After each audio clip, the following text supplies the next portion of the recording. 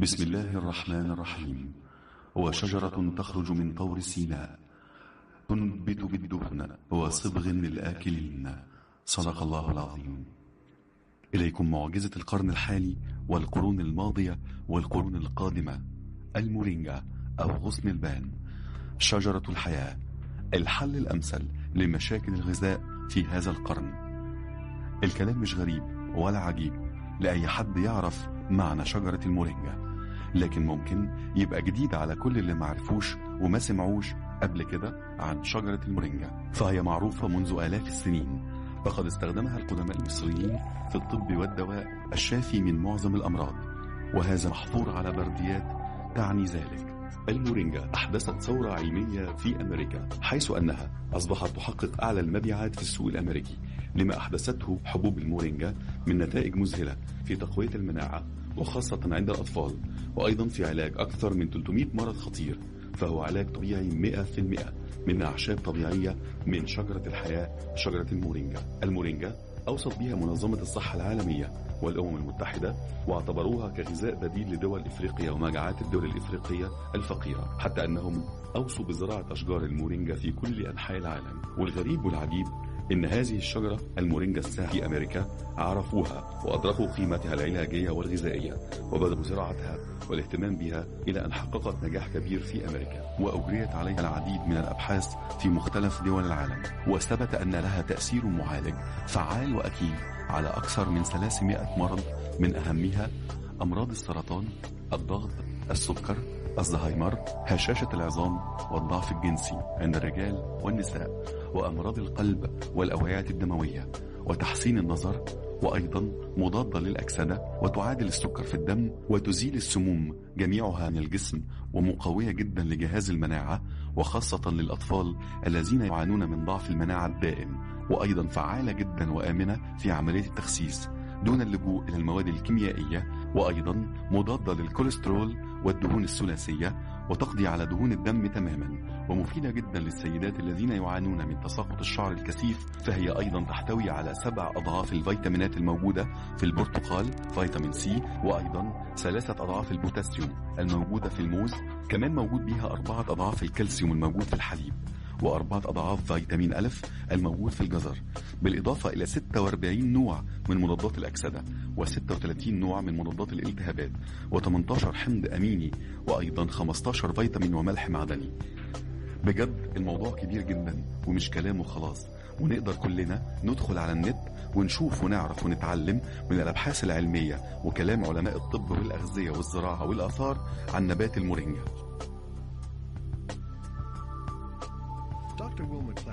فلقد تحدث عنها كبار علماء الطب والأغذية قائلين إن المورجينا الشجرة الساحرة لم يكن هناك مثيل لها، وأنه لا يمكن الاستغناء عنها، وتعتبر من أهم الاكتشافات الحالية. كثير من المدن تقوم الآن بزراعة المورجينا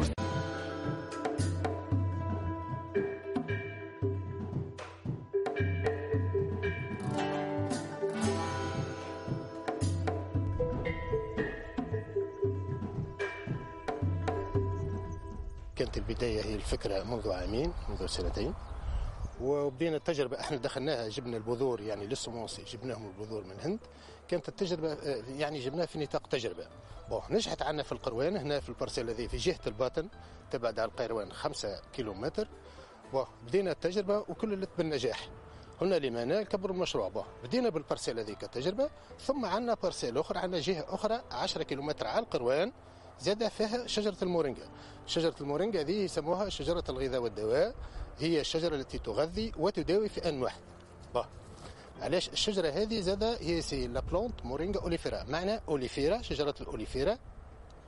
هي شجرة الأوليفيرا فيها 13 نوع، المورينجا في شجرة البان فيها 13 نوع. أحسن نوع هي المورينجا أوليفيرا لما فيها من فوائد غذائية، فيها فوائد غذائية طبية واقتصادية. التجربة كانت ناجحة والحمد لله. الشجرة هذه ما ضيع منها شيء، من الجذور للبذور، كما تستعمل الجذور نتاعها حتى للثمرة، الجذور نتاعها فيها برشا منفعه، فيها برشا كالسيوم، فيها برشا بروتينات، فيها برشا فيتامينات.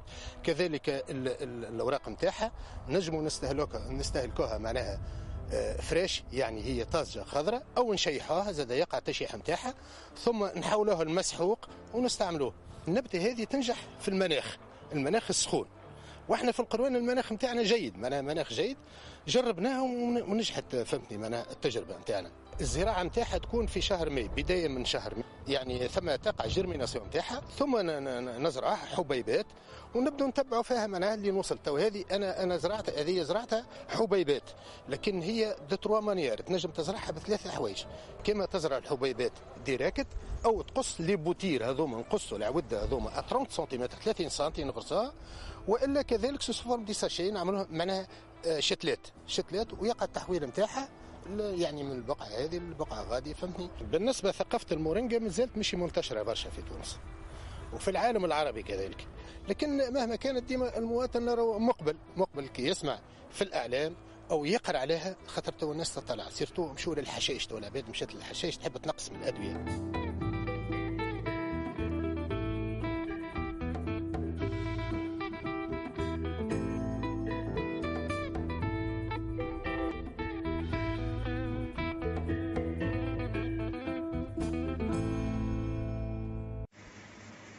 Lausanne, laboratoire de l'école polytechnique fédérale. Une équipe internationale de scientifiques étudie les propriétés des graines de moringa. Elle a développé un procédé qui permet d'extraire la fameuse protéine et d'analyser ses effets.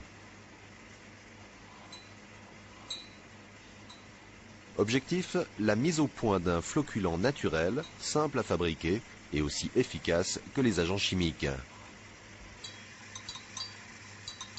Et les graines de l'arbre miracle font honneur à leur nom. Le moringa agit comme un coagulant. Il flocule dans l'eau trouble les matières en suspension qui tombent au fond du récipient par gravité. La magie africaine n'a toutefois rien à voir dans l'affaire.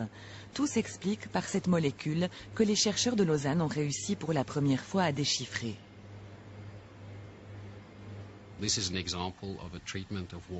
C'est un bel exemple de substance naturelle pour traiter l'eau. Elle est bon marché, provient de matières premières renouvelables, est parfaitement écologique et a même un effet antibactérien. L'eau est donc en même temps stérilisée. L'effet désinfectant du moringa a éveillé l'intérêt des microbiologistes de l'Université de Lausanne. Se pourrait-il que le moringa opère également des miracles contre les bactéries, comme les staphylocoques résistantes aux antibiotiques? Divers dosages de moringa ont donc été mélangés à une solution de staphylocoque. Question, la substance végétale est-elle en mesure de tuer ces bactéries? Et voilà dans l'incubateur, le test nous le dira. Le monde biomédical est extrêmement intéressé à ce type de propriété et je me répète, pour une particularité très spécifique, c'est-à-dire que vous avez un produit qui serait toxique contre les microbes mais pas contre l'homme. Et ça paraît important. Les bactéries ont passé 24 heures dans l'incubateur. L'heure de vérité approche.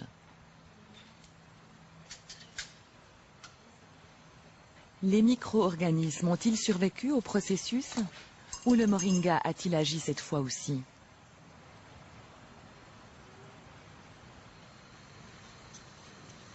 Le test en laboratoire a été opéré sur plusieurs bactéries, avec à chaque fois le même résultat.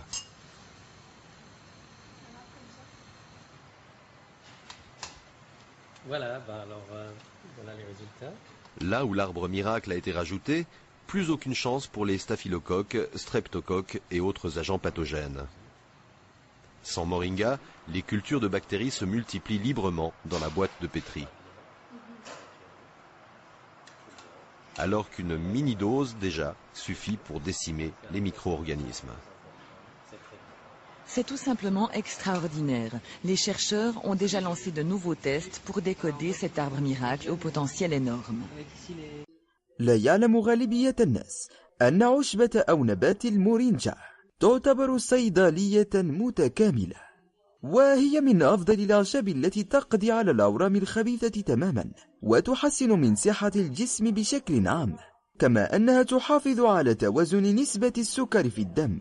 ويعتبر نبات المورينجا من النباتات الطبيعية والتي تحتوي على معدل قوي من المغذيات، وقد اجتهد كثير من الباحثين في معرفة فوائدها الطبية والخوض في أسرارها.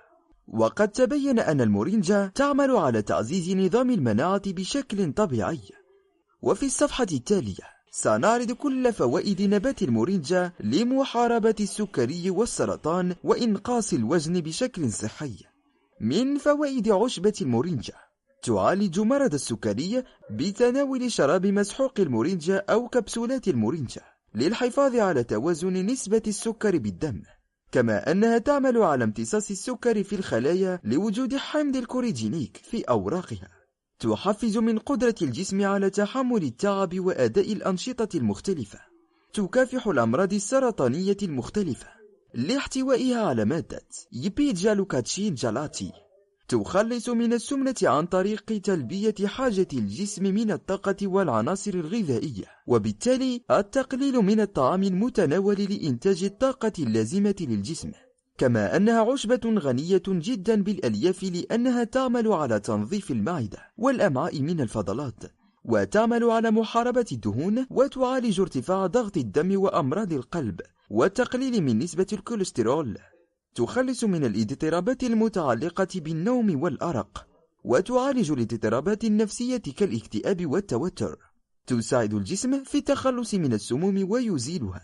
تغذي النساء الحوامل والمرضعات لاحتوائها على جميع العناصر الغذائية التي تحتاجها، ف6 ملاعق منها كفيلة بتغذية امرأة مرضعة وحصولها على كمية مناسبة من الكالسيوم والحديد وغيرها.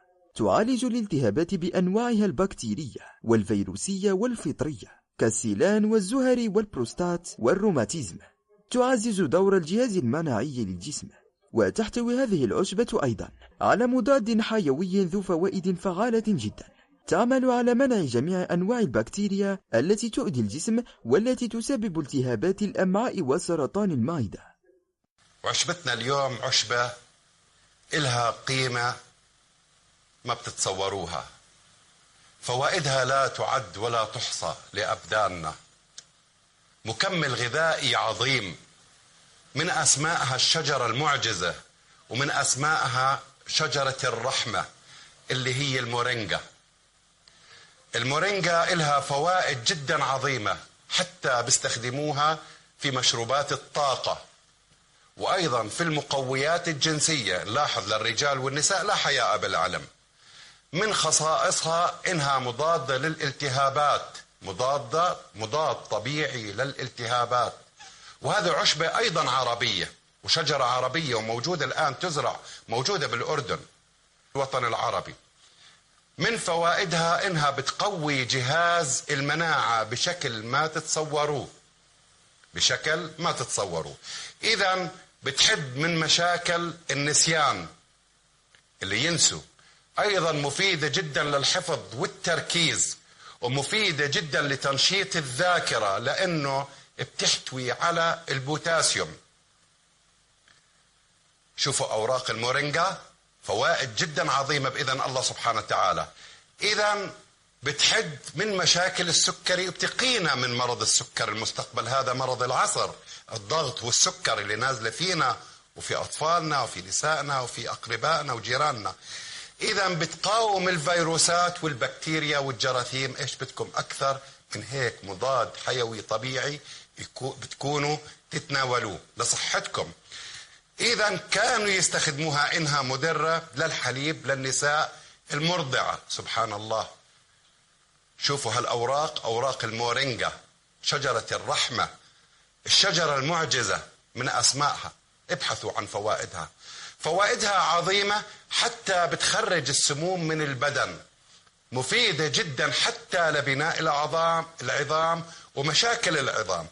وأيضا مفيدة جدا إنها بتخلصنا من السمنة الزائدة، وأيضا من خصائصها وفوائدها ومن مجرباتها إنها مفيدة جدا لمشاكل المفاصل والتخلص من مشاكل المفاصل. فلذلك صنعوا منها كبسول، والآن موجود في أكثر صيدليات العالم. إذا النعمة الموجودة بين إيدينا أوراق المورينجا، الفوائد اللي ما بنتصورها، الفوائد العظيمة على أبداننا والحماية من الأمراض. ذكرنا أنه تقينا من الكثير من الأمراض لأنها بتعزز وبتقوي جهاز المناعة. إذا مفيدة جدا للي عندهم سوء التغذية، لأنه ما شاء الله بتحتوي على الكثير من الفيتامينات. أيضا لمشاكل الجهاز الهضمي، خصوصا مشاكل قرحة المعدة، فوائدها لا تعد ولا تحصى. أيضا منشطة للدورة الدموية، ومشاكل الدورة الدموية والأوعية الدموية بتنشطها، وما شاء الله. إذا مفيدة جدا للشرايين، شرايين القلب، ومفيدة جدا للقلب سبحان الله. وذكرت قبل قليل أنه بيستخدموها الآن في صناعة، بيضيفوها على مشروبات الطاقة. إذا ضد الشيخوخة، وبتخلصنا من الكثير من الأمراض، خصوصا مشاكل العقم اللي عندهم دائما نقص بالفيتامينات وما في صحة عندهم، وعندهم وهن وعندهم تعب. فبالتالي منشطة للرحم ومفيدة جدا للحيوانات المنوية للرجال. أسأل الله سبحانه وتعالى أنه تكون هذه الأوراق فيها الخير وفيها الفوائد، وما يكون إلا كل خير لإلكم. إذا من خصائصها وفوائدها إنها مقوية للدم، اللي هي أوراق المورينجا. أوراق المورينجا سبحان الله. الحليب للمرضع اللي عندها دائما سوء بتغذية طفلها من الحليب بيكون، فبالتالي بنستفيد منها الخصائص العظيمة. إذا تعمل على خفض ضغط الدم، ذكرنا إنها مفيدة بتقينا من أمراض السكري.